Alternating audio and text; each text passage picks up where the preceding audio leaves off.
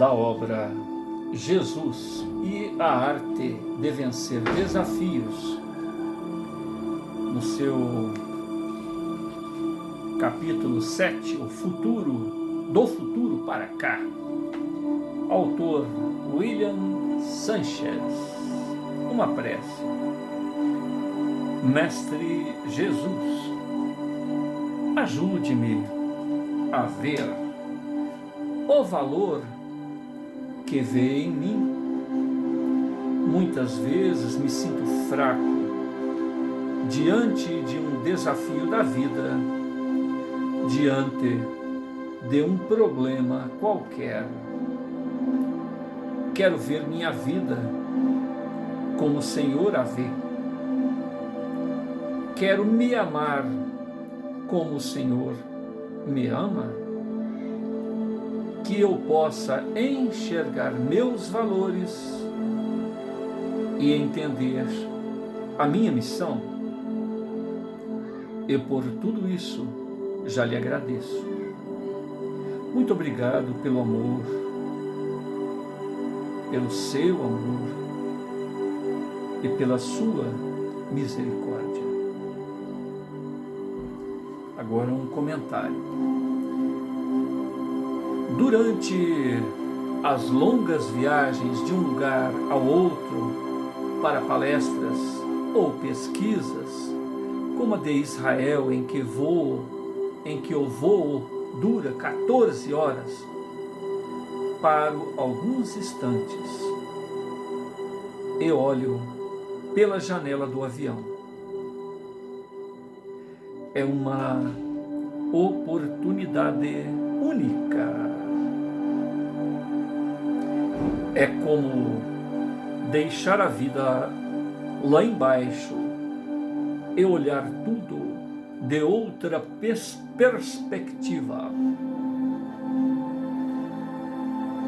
Gosto de ver as nuvens, o mar, os rios, a terra, enfim.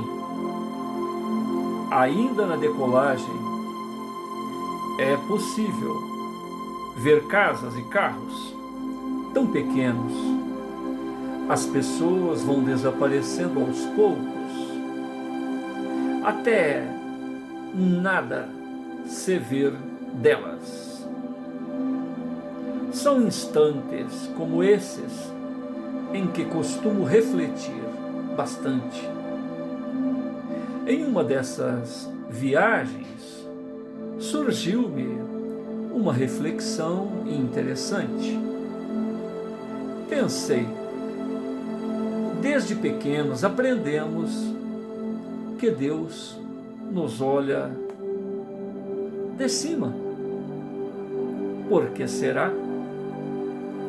Acho que encontrei pelo menos uma pontinha de resposta. Desconfio que as pessoas criaram essa ideia de Deus olhando tudo de cima, porque de cima tudo é abundante, próspero, calmo, bonito, instigante. Como acredito que Deus está em tudo, inclusive em nós, penso que nosso universo interno também seja assim. E naquele dia entendereis que eu estou no meu Pai, e em vós, e em mim, e eu em vós. E naquele dia entendereis que eu estou no meu Pai, e vós em mim, e eu em vós. João 14, 20 a 23. Com esse pensamento de Deus a nos olhar do alto, as pessoas com o tempo se esqueceram de olhar para dentro de si mesmas. Esses pensamentos me instigaram a refletir mais. E fui além. Se Deus está em nós, e somos capazes de realizar então,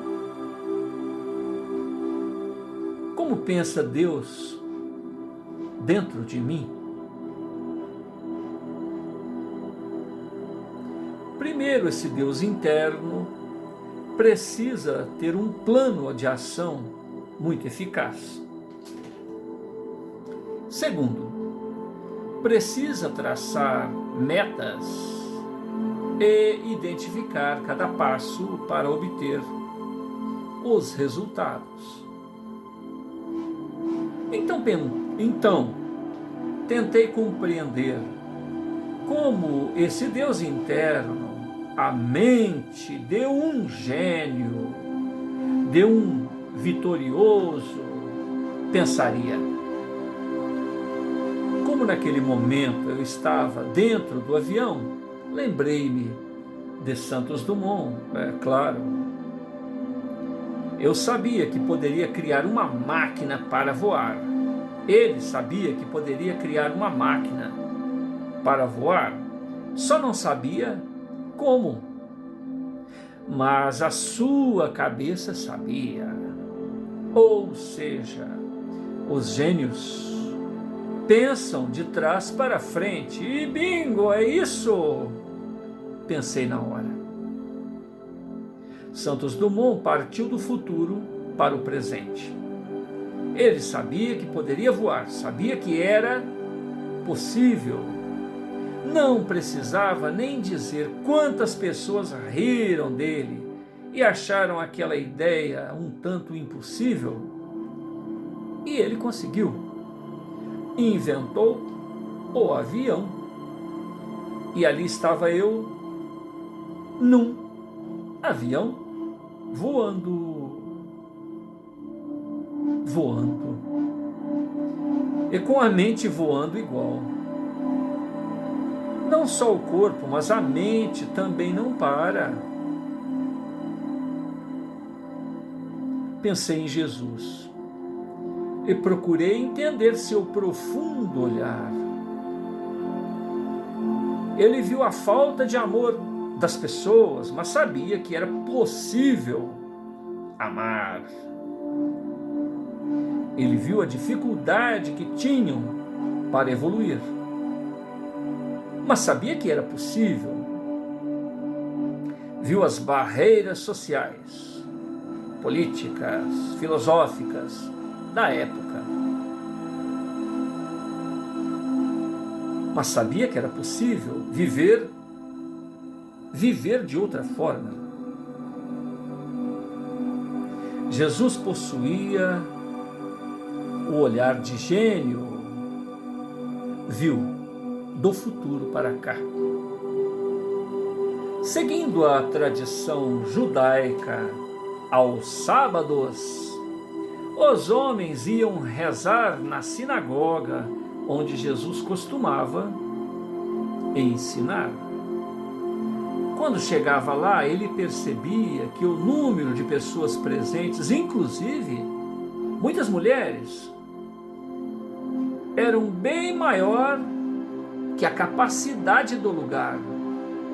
Elas não eram obrigadas a ir à sinagoga, mas tinham permissão. E, claro, aproveitavam para ouvir o Mestre.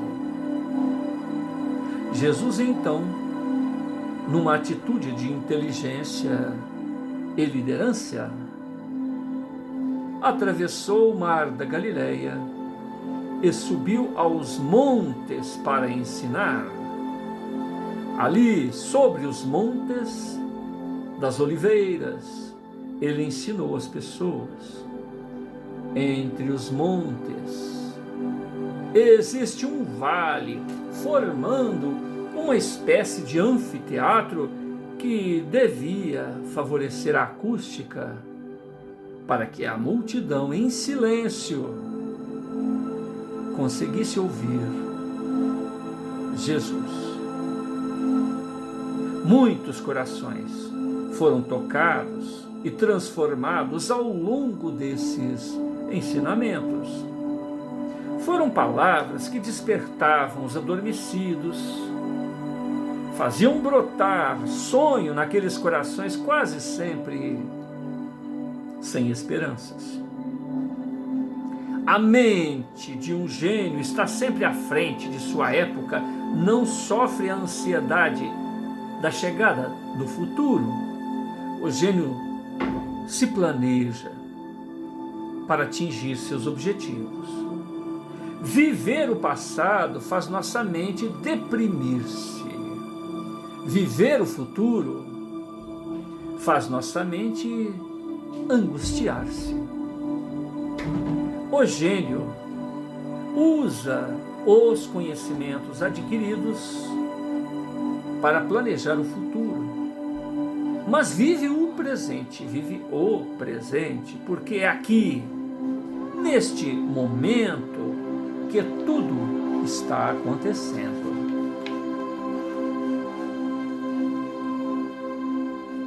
Tipo de uma sugestão: respire fundo e pense no seu maior sonho. Imagine-o já realizado. Você alcançou, chegou lá, está feliz, pleno. Agora responda: qual passo no dia anterior à realização você precisou dar para conseguir seu intento? Como você se vê fazendo isto? Repito, pense no dia anterior à realização. Agora trace a viagem de volta, passo a passo. Faça um mapa ao contrário, até o dia de hoje. Você já sabe como pensam os gênios.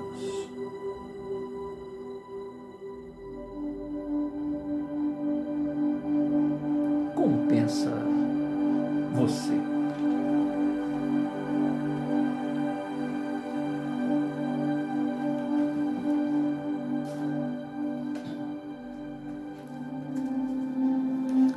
Da obra O Evangelho segundo o Espiritismo, capítulo 15, que lida com fora da caridade não há salvação. Item 3, um comentário feito pelo próprio Kardec.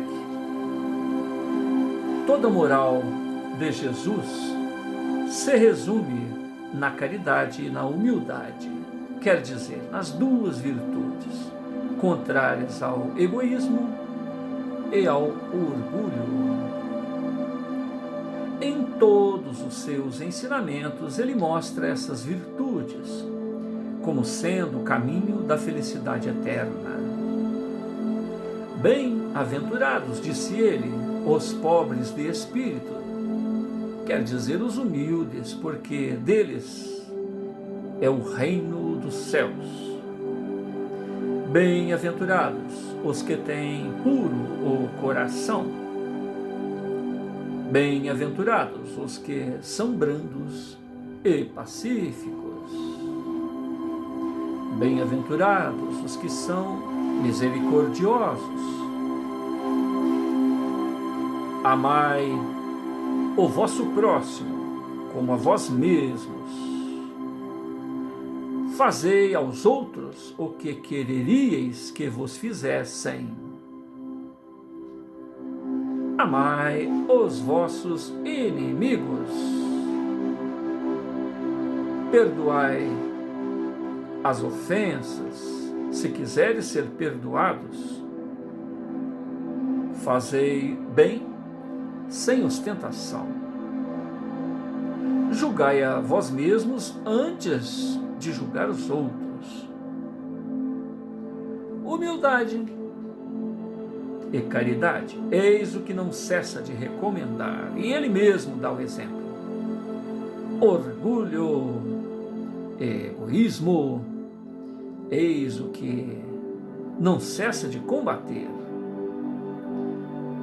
mas faz mais do que recomendar a caridade, coloca claramente em termos explícitos, como a condição absoluta,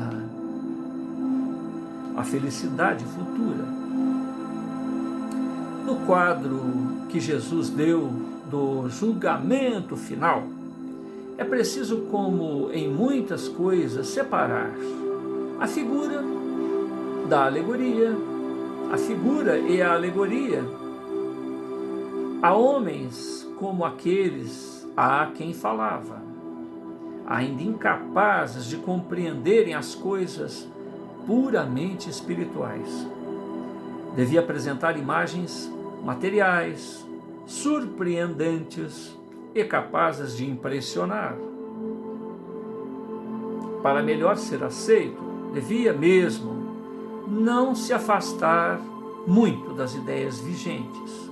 Quanto à forma, reservando sempre para o futuro a verdadeira interpretação de suas palavras e pontos sobre os quais não devia se explicar claramente.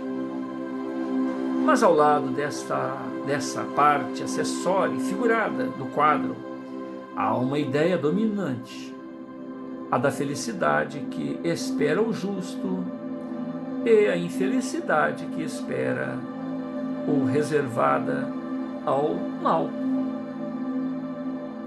Nesse julgamento supremo, quais são os considerados da sequência? Quais são os considerandos da sequência? Sobre o que dirige o inquérito? O juiz pergunta se cumpriu essa ou aquela formalidade, observando mais ou menos tal prática exterior? Não. Ele não inquire senão uma coisa, a prática da caridade. A prática da caridade. E silencia e sentencia, dizendo: vós que assististes vossos irmãos, passai à direita. Vós que fostes duros com eles, passai à esquerda. Ele se informa da ortodoxia da fé, faz uma distinção entre aquele que crê de um modo e o que crê de outro modo? Não. Porque Jesus coloca o samaritano considerado herético, mas que tem o amor ao próximo acima do ortodoxo, que falta com a caridade. Jesus não fez, pois, da caridade somente uma das condições da salvação, mas a única condição. Se houvesse outras a serem preenchidas, ele as teria mencionado. Se coloca a caridade no primeiro plano das virtudes, é porque ela encerra implicitamente todas as outras virtudes. A humildade, a doçura, a benevolência, a indulgência, a justiça, etc. E porque é a negação, a caridade, é a negação absoluta do orgulho e do egoísmo.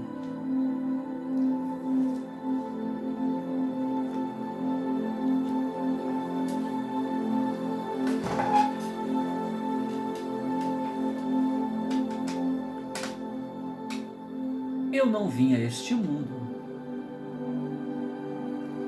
senão para dar testemunho da verdade.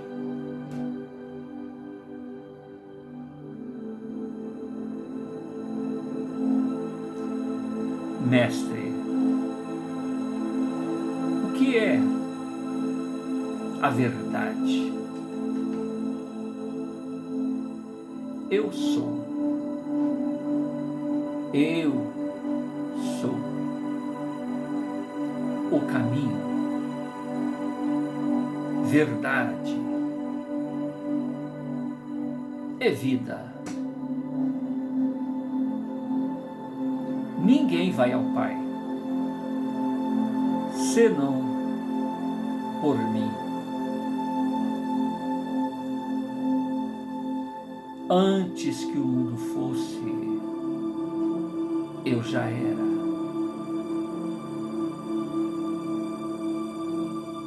Se te escandalizas de eu ter comentado que te vi antes de chegar aqui, sob referida árvore, sob referida pedra,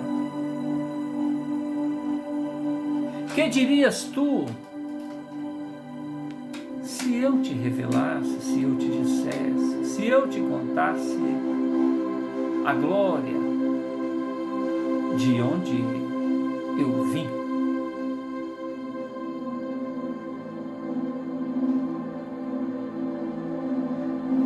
Mestre, sim. Mestre, eu sou. Mas bom, só o Pai que está nos céus.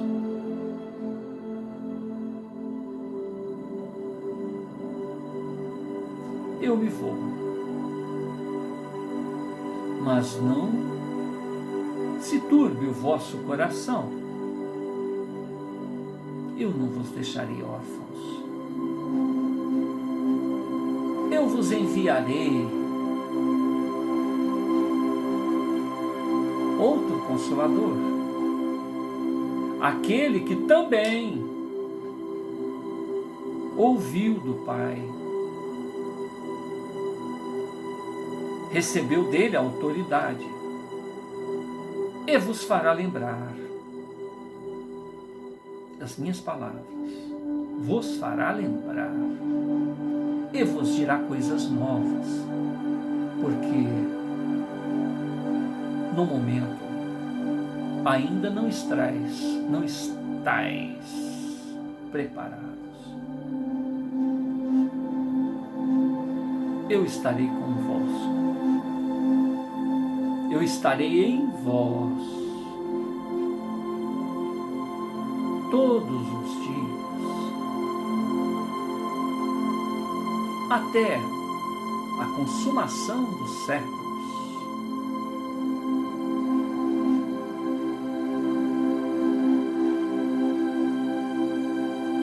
Pai, perdoai-os,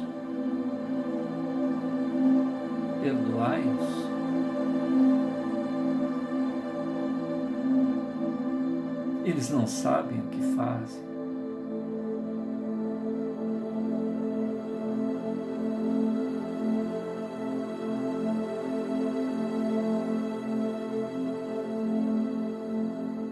Sim,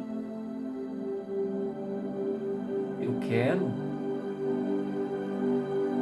Fica limpo.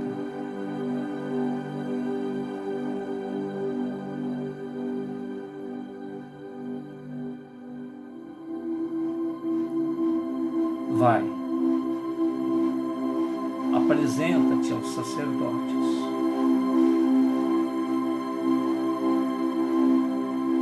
e diga como foi que sucedeu a tua cura.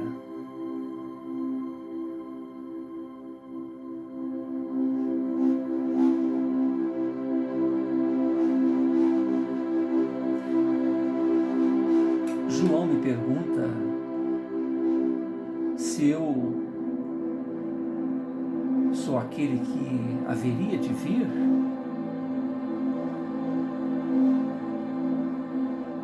Mostrai-lhe as obras. As obras falam por si.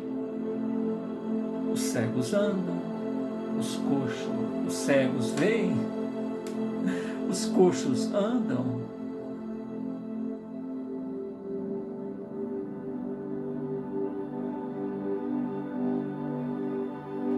Dizeis que faço o bem, que expulso demônios por Beelzebu, pelo príncipe dos demônios. Uma casa não pode estar dividida contra si mesma, porque logo ela se desfaz, ela se desmorona. Beelzebu não pode expulsar demônios.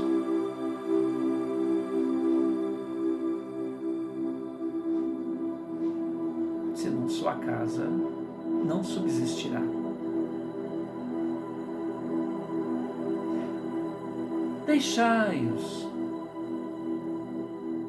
Deixai-os, aquele que não é contra nós,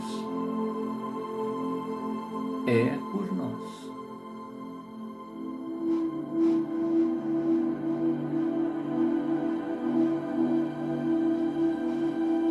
Jesus é a resposta à súplica, ao lamento, aos questionamentos de todas as épocas. Ele é o avatar, o mestre da luz, o autor deste ordem nos quais estamos matriculados. A sua aura, ela está impregnando toda a aura magnética deste planeta. Nada acontece sem que ele o saiba ou o permita. Diante do aparente caos, das dores, dos sofrimentos, que mergulham todos os seres aqui presentes,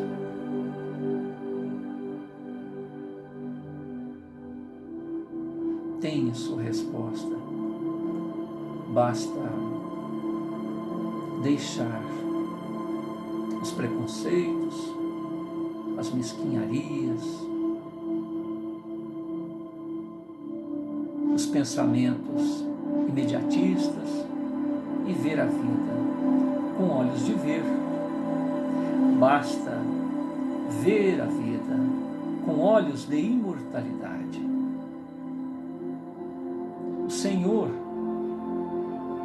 o autor da vida, o Pai Celeste, tudo pode e tudo quer a bem dos seus filhos.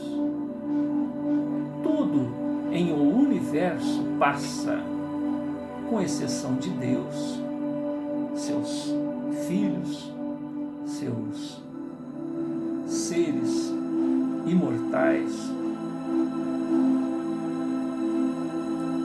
que, por mais que dure qualquer manifestação material, irão mergulhando em novas oportunidades e reexperimentando valores, acrescendo virtudes e desmitificando determinados conceitos que passam como tudo na Terra, como tudo em um universo materializado. Somos seres cósmicos, filhos do Altíssimo. O universo material vai passar, este universo. O universo, ou os universos em que Cristo fez a sua ascensão, o seu crescimento, nos convidando hoje para que, primeiro nos cientificando que aquilo que faz, podemos fazer, que somos deuses. Basta querer. Então, o nosso querer normatiza uma série de disciplinas para que nos conheçamos e, cientes da própria realidade, dentro do possível de cada instância,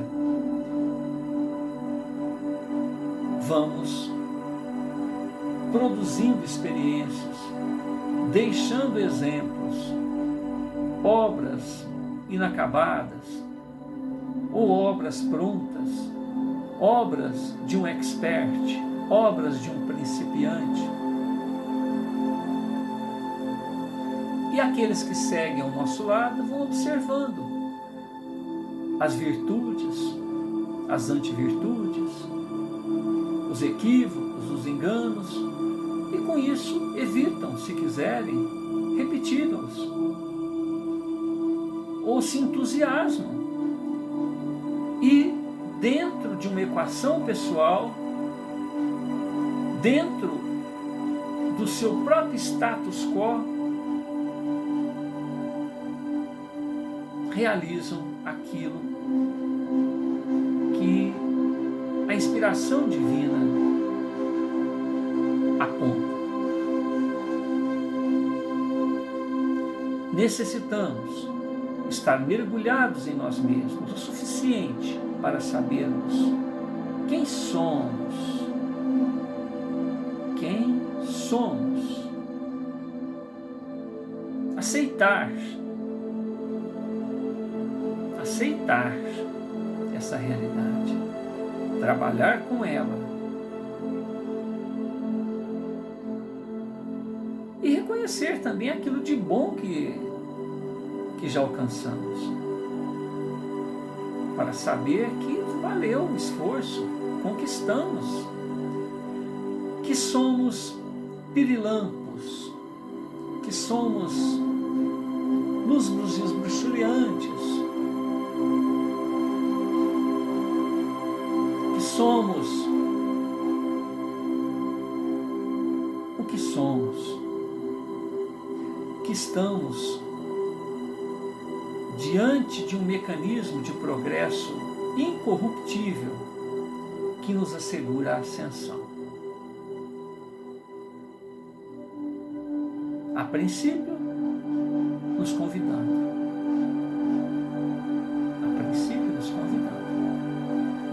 Mas vai chegar o momento que, se não nos interessarmos, não nos atentarmos, a roda do progresso nos arrasta.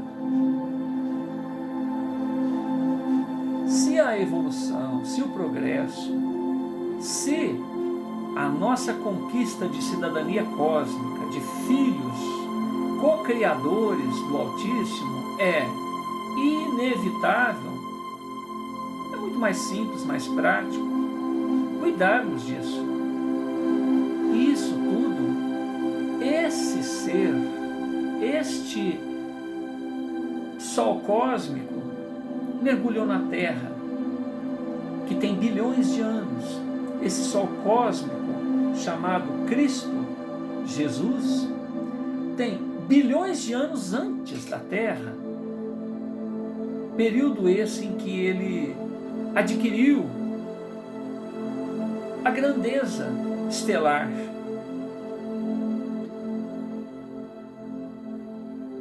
Adquiriu, através do conhecimento, da habilidade,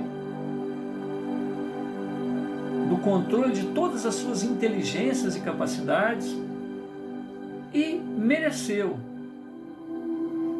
ser o tutor de nós, outros. Amai-vos como eu vos amei. Esse eu vos amei é um desafio compreender a extensão desse amor,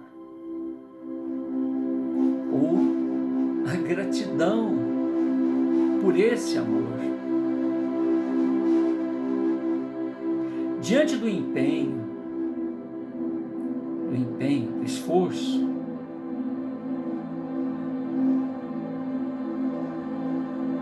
do querer, tudo se realiza, tudo é possível.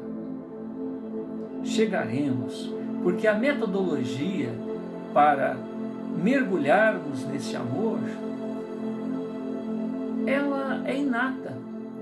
Todos nós temos em nós essa chama divina, mas nós nos iludimos, nós perdemos tempo,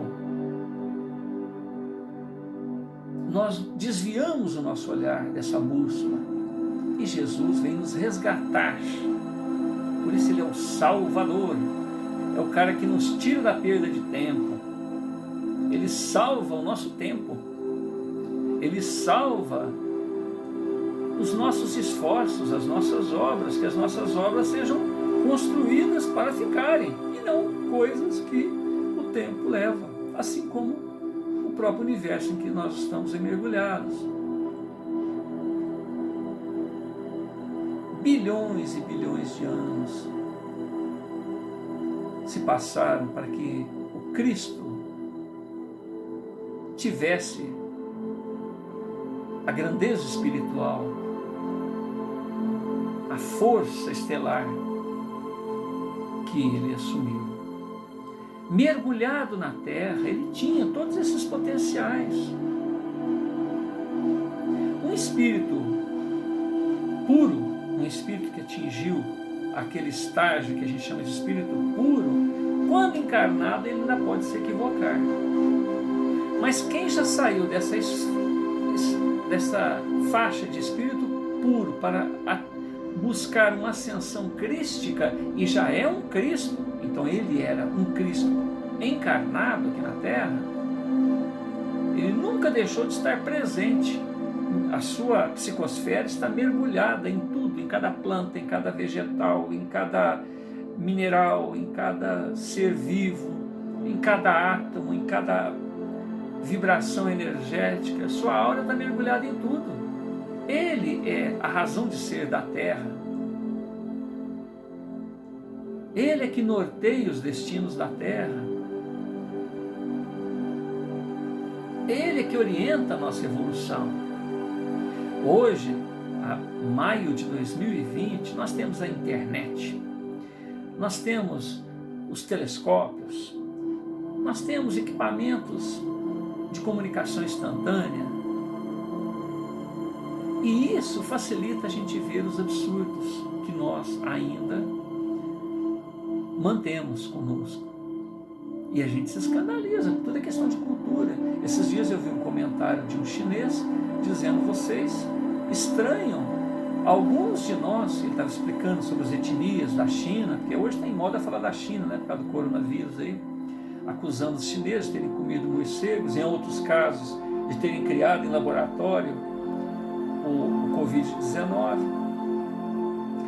Mas de qualquer maneira, ele está fazendo um comentário sobre algumas pessoas comerem cobra, cachorro, morcego e outros, né, que para a nossa cultura é estranho. Mas ele disse que diferença que tem entre você comer se você come um porco, você come um carneiro, você come uma vaca, você come o bebê da vaca, o bebê do porco, um passarinho, uma galinha, o filhotinho do passarinho, o filhotinho da galinha. Que diferença tem? Tudo é vida. Eu fiquei pensando e falei: poxa, é mesmo, né? A gente estranha do outro estar comendo alguma coisa que nós sequer imaginamos, mas se esquece, né? As atitudes, em algumas culturas, só pode ter um filho, ou seja, basta a mulher engravidar de novo que essa criança está fadada ao aborto, né? Então imagina quantas e quantas crianças são mortas nesse ambiente onde só pode ter um filho, ou no máximo 2, atualmente, né? São 2 nessa mesma cultura.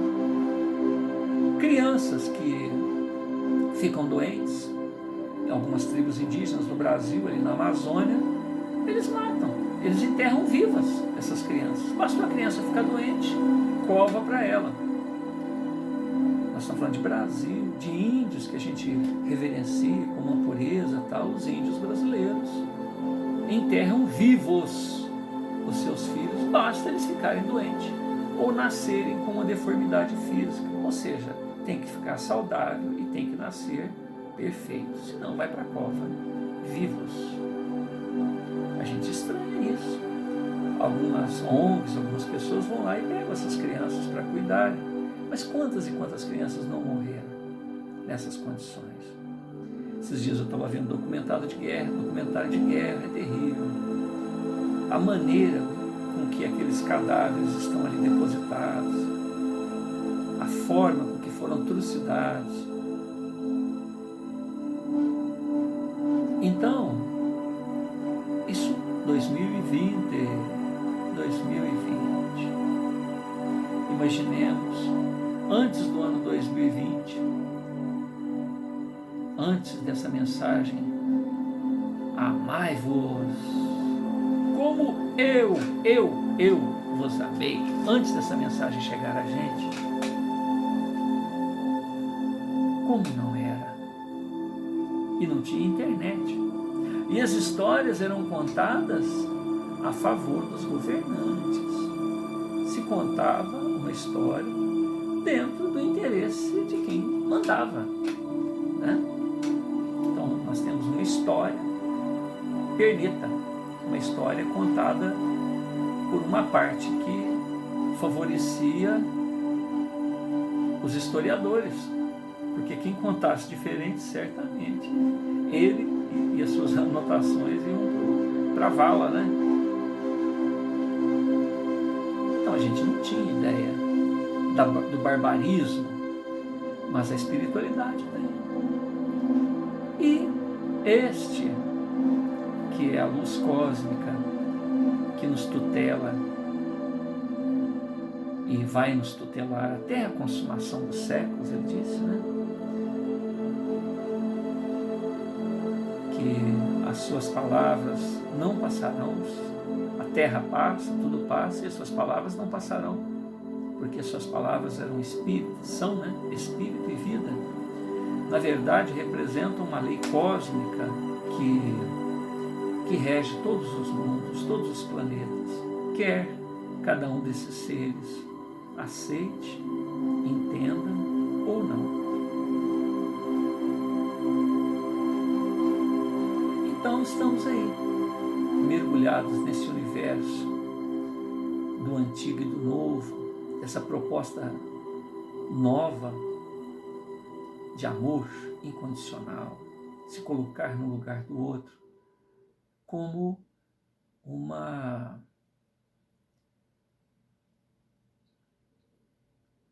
ciência, como um pensamento, uma diretriz, um mapa, uma bússola. Cabe a cada um de nós, que já temos dentro de nós tudo isso que Jesus nos fala, representa uma luz que vem de um ambiente onde nós viveremos plenamente essa situação, que ele chama o reino da perfeição, o reino do meu Pai, aonde nós que estivermos em condições de estar nesse ambiente, já fizemos esse ambiente dentro de nós. Porque se você pegar um indígena, um aborígene, um indivíduo de uma cultura diferente da nossa e mergulhar no nosso ambiente, certamente tudo que eles fizerem vai nos escandalizar, desde a sua roupa, da sua vestimenta, da sua alimentação, dos seus hábitos. Então há necessidade que a gente veja as coisas em sua essência. O que? O aborígene, o índio, o indivíduo dessa ou daquela cultura, dessa ou daquela crença espiritualizada, né? Tem de essência. Porque conforme disse a lição, não será como você pensava, qual a sua sua maneira de expressar exteriormente a sua espiritualidade, que vai falar, mas o que você fez de bom? Né? O samaritano era um herético. O que era herético? Herético é o cara que só pelo fato dele existir ele já incomodava. Ele já ofendia as tradições daqueles outros ortodoxos, só pelo fato dele existir. E Jesus coloca ele como sendo aquele que vai ter franqueada a sua entrada nesse reino da perfeição, no reino do Pai dele. Porque ele fez, ele realizou. A caridade é o perfume, é a essência, é a flor do amor. Quem pratica a caridade ela é material, ela é moral, ela é pacienciosa, ela é a essência de todas as outras virtudes. Tudo que você imaginar que é bom, se você conseguir impregnar a caridade nisso, está tudo certo. É a única chave que abre as portas desse caminho chamado Jesus, desse caminho que representa a sua mensagem. Se a gente esquecesse de Jesus e imaginasse um outro ser trazendo essa mensagem que ele trouxe, esse ser seria a chave. Mas quem trouxe foi o nosso Cristo, o nosso, aquele irmão mais velho, né?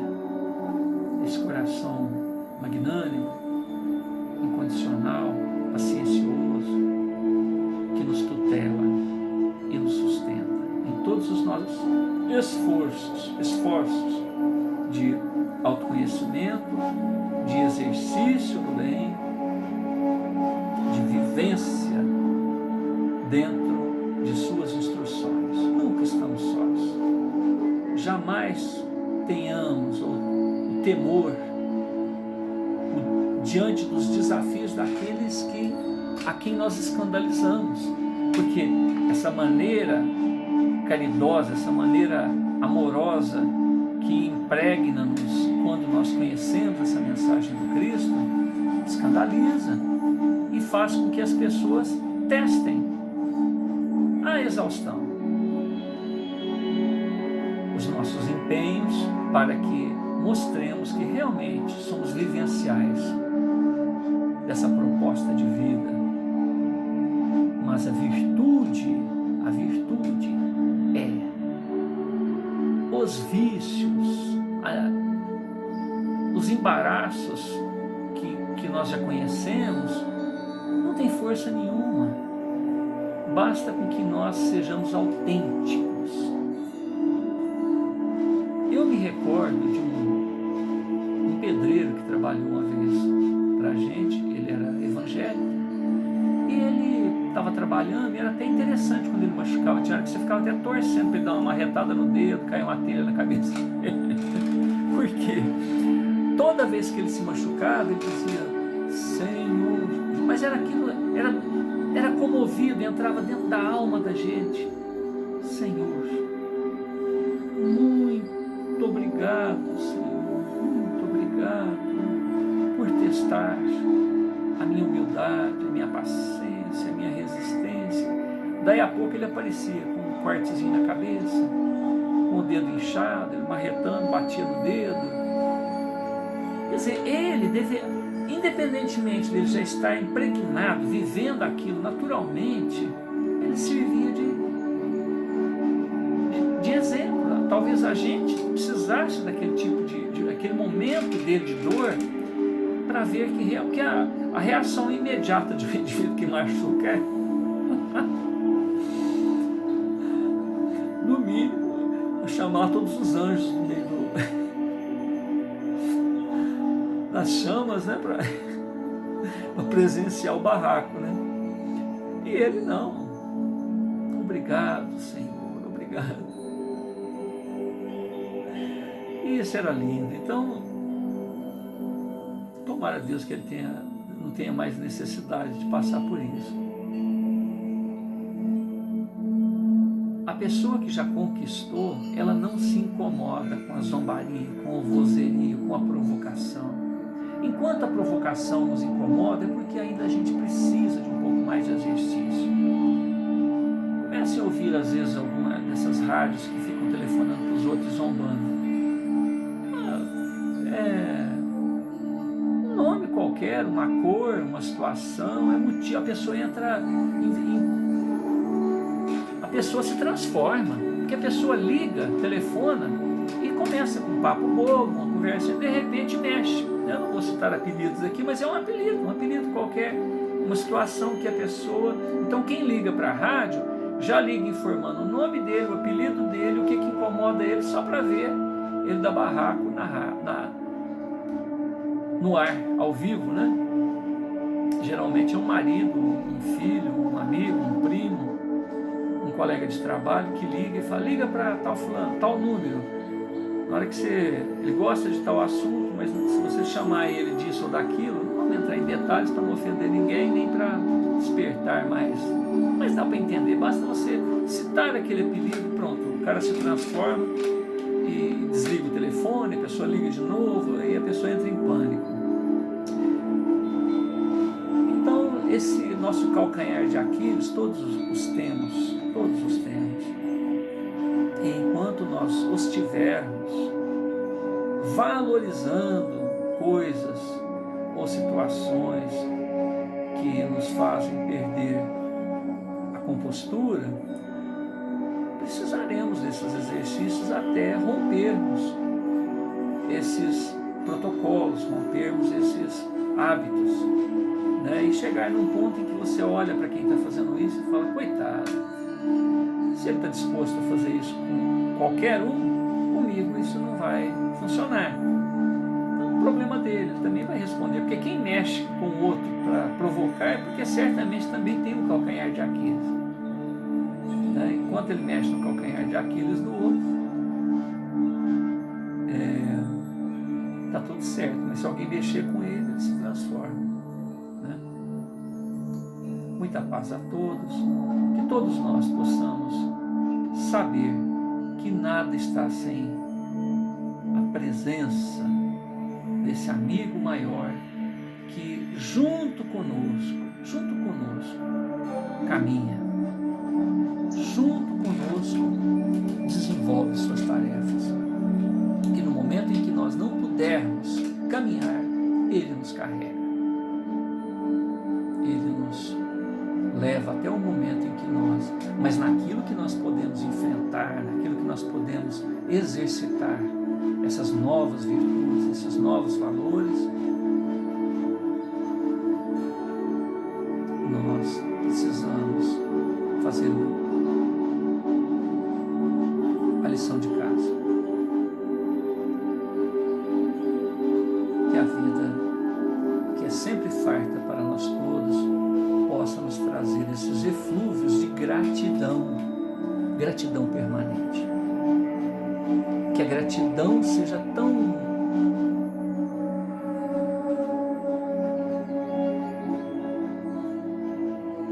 natural em nós, que a vida sempre nos abençoa com novos e novos eflúvios, bênçãos. A gratidão é o imã das bênçãos.